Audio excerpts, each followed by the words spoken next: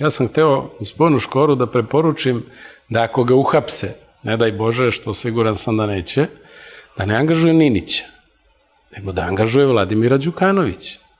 Jer pazite, ako angažujete Vladimira Đukanovića, odani par tona droge, to onda nije toliko bitno.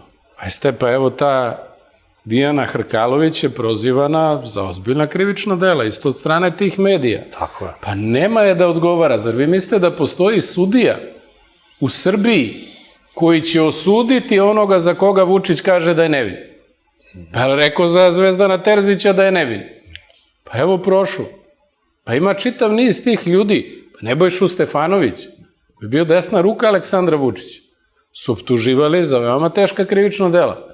Pa da je prisluškivo Vučića, pa da je sarađivo sa stranim službama, pa da je odavo tajne kriminalcima. Vi vidite da kogod uzme Vladimira Đukanovića za advokata, da tu nema odgovornosti, to je princip. I još jedna bitna stvar. Vučić namerno šalje tu poruku. On poručuje svima koji su deo te njegove kriminalne hobotnice. On kaže, koji god da je vaš greh, koja god krivična dela da ste vršili, jedino krivično delo zbog kog možete da odgovarate je napad na mene. A ako se predomislite, znači čak i oni koji su bili na žestokom udaru medije, kaže, prikočite, krenite da me hvalite, pustimo vas malo na Happy, malo na Pink, malo se valjate u blatu, kad vidimo da je to sve dobro, onda šaljemo Đuku da vas brani. Jer, evo, Vladimir Đukanović, ja sam ga jutros gledao na Pinku, on je pričao kako će tamo biti divno u okolini Loznice, kako on čak razmišlja da kupi tamo neku nekretninu.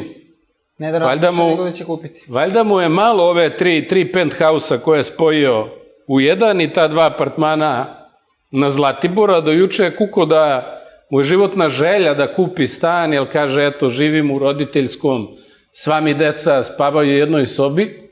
Vidite kako je na njegovu tu finansijsku karticu pozitivno delovalo to njegovo angažovanje u tim različitim slučajevima. I on od nekoga ko je 2022. govorio da ne može da ode iz roditeljskog stana, sad je čovjek koji je kupio 300 kvadrata, 3 penthausa u Zbiru po oko 300 kvadrata, pa plus 2 apartmana. Vidite kako se ti snovi ostvaruju. Čime je to zaslužio Vladimir Đukanović? Pa time što je spreman da ode na bilo koju televiziju i da kaže bilo šta. I on je rekao čak, samo da napravim paralelu sa ovim što je rekao Škor. On je rekao da, pa tamo će biti divno, pa odvešću i decu. Čekajte, šta je onda sporno ako idu deca Vladimira Đukanovića, tamo gde će biti rudnik, gde će biti jalovište? Ali oni će živjeti na površini. Škoro je hteo ove da u rudnik pošalje i da ih tamo tušira. Ali to je posao. To je legitiman posao. Nisam ja hteo njih da tuširam. On je rekao da bi bilo lepo da doprinesu. Da oni mogu ako žele da se tuširaju sami. Ekonomskom razvoju, našoj budućnosti, da postanemo ta, Vučić je rekao, nekog postaje regionalna, neko svetska sila. Tako je. Ako oni se uključe, takvi kapaciteti, pa daj da budemo svetska umesto regionalna.